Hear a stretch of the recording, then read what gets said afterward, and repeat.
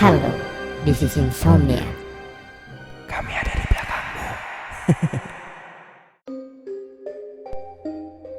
Halo semuanya, di sini gue mau cerita tentang pengalaman seram yang pernah gue alamin di kamar kosan gue. Sebenarnya gue ngekos baru 1 minggu, tapi selama 1 minggu ini gue ngerasa banyak hal aneh yang terjadi. Gue adalah seorang mahasiswi semester 6 berumur 20 tahun. Tempat kuliah gue itu ada di Bandung dan gue ngekos di Jalan Dipati Ukur. Kosan gue lumayan besar, cuman letaknya di gang sempit. Letak kamar gue itu ada di lantai 2 dan kebetulan di lantai 2 ini cuman ada 2 kamar. Tapi penghuni kamar yang satunya lagi sedang menginap di rumah temannya. Lagi pula gue juga belum kenal sih sama dia. Jadi ya gue sering sendirian di lantai 2 ini. Kamar gue luasnya sekitar 3 kali 4 meter.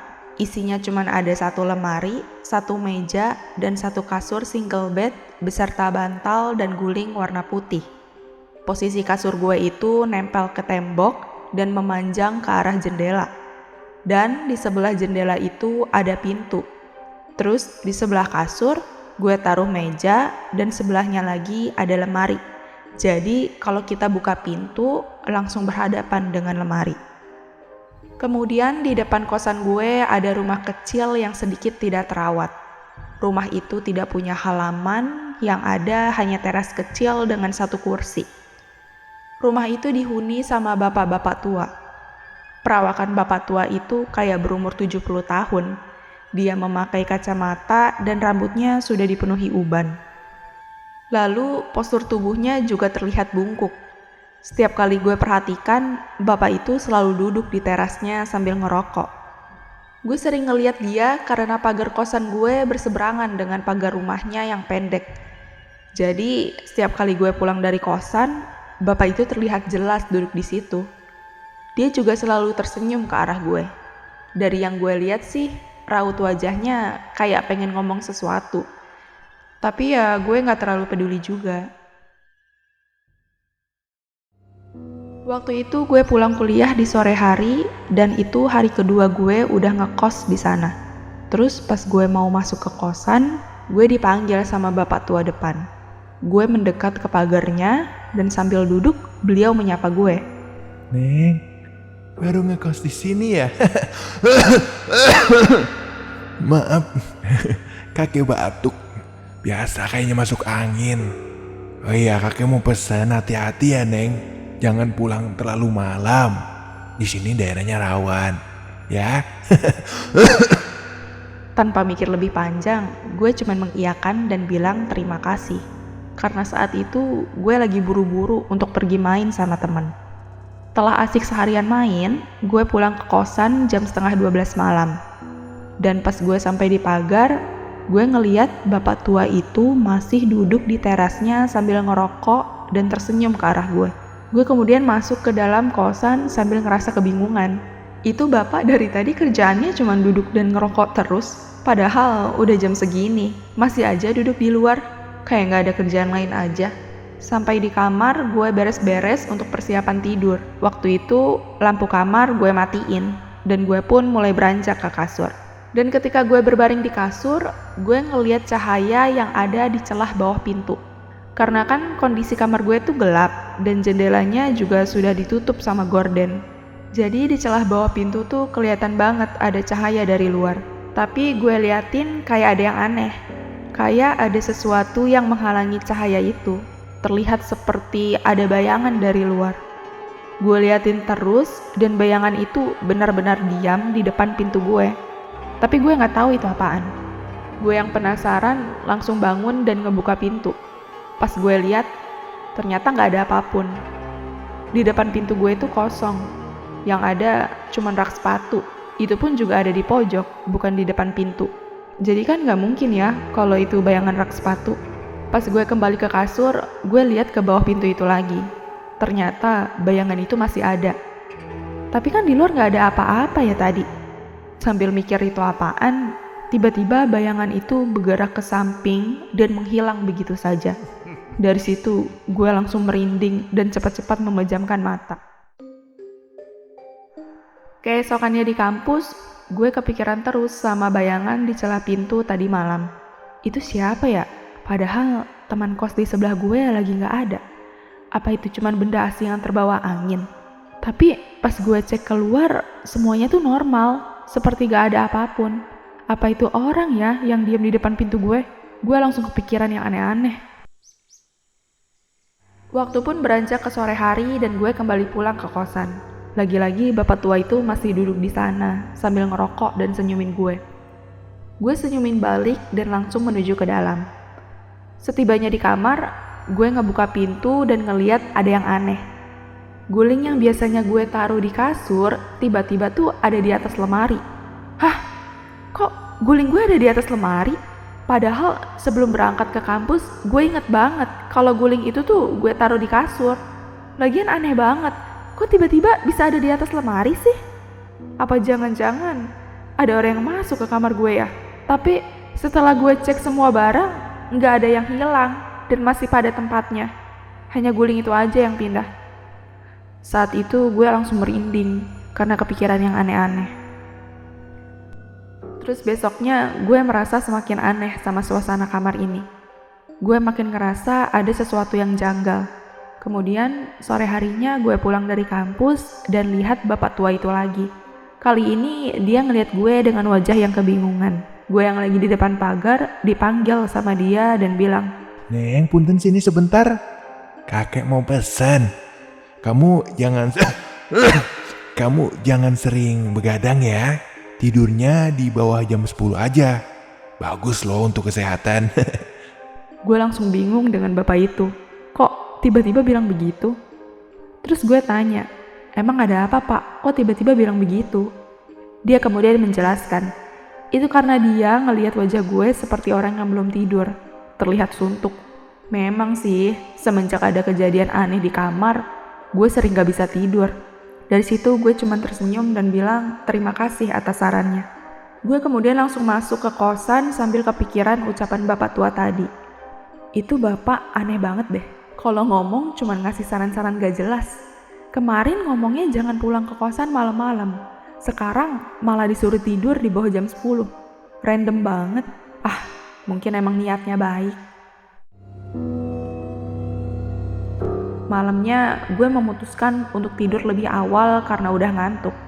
Selain itu, ya lagian gak ada salahnya juga ngikutin saran bapak tua itu. Gue pun tertidur sambil meluk guling. Di tengah malam, gue sempat kebangun karena gue ngerasa guling yang gue peluk sedikit bergerak. Namun gue hiraukan karena gue benar-benar ngantuk. Kemudian di pagi harinya, gue terbangun dengan keadaan kaget. Waktu itu posisi gue masih duduk di kasur dan gue ngeliat guling gue ada di pojokan pintu dengan posisi berdiri. Padahal guling itu tadinya ada di kasur. Itu kok gulingnya bisa ada di situ? Apa ketendang ya sama gue? Tapi kok posisinya berdiri gitu sih?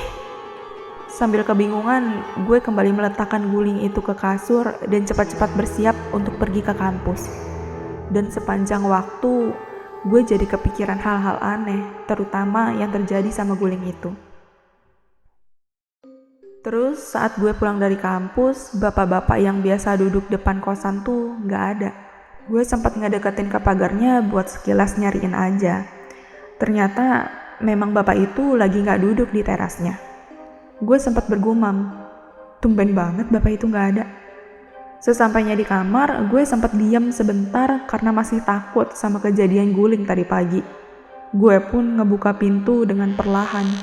Dan pas gue lihat, posisi guling itu gak berubah. Semuanya tampak normal. Akhirnya gak ada yang aneh-aneh lagi. Gue pun merasa lega. Ya, walaupun begitu, gue masih terus kepikiran sama guling aneh ini. Malam kali ini gue putuskan untuk tidur tanpa guling. Guling itu gue taruh di sebelah kiri gue dan gue tidur menghadap tembok sebelah kanan sambil meringkuk. Tapi di tengah malam gue membuka mata karena gue ngerasa bantal guling gue tuh gak ada di samping gue. Perasaan tadi gulingnya gue taruh di sebelah deh. Gue cari sambil meraba-raba kasur dan saat gue terbangun duduk ternyata memang bantal gulingnya tuh gak ada di kasur. Kemudian saat gue ngeliat ke pojokan kamar deket pintu, gue langsung kaget. Karena guling putih itu sudah berdiri bersandar di tembok. Hah, kok bisa ada di situ sih?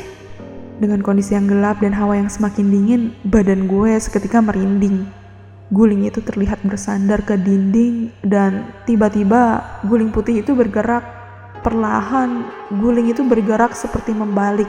Hingga tampak ada sosok wajah di guling itu. Wajah itu berwarna hitam menyeramkan, matanya merah, dan tersenyum lebar ke arah gue. Dia lantas berdiri dan loncat ke arah gue. Ternyata itu tuh pocong. Dan waktu itu gue langsung teriak kencang sampai nangis. Gue langsung bangkit dan meraih gagang pintu untuk cepat-cepat keluar menemui ibu kos. Saking paniknya, gue susah banget ngebuka kunci. Ditambah lagi si pocong yang ada di sebelah gue ngeliatin terus. Susah banget lagi dibukanya nih pintu. Pas pintu bisa dibuka, gue lari nurunin tangga dan hampir terjatuh.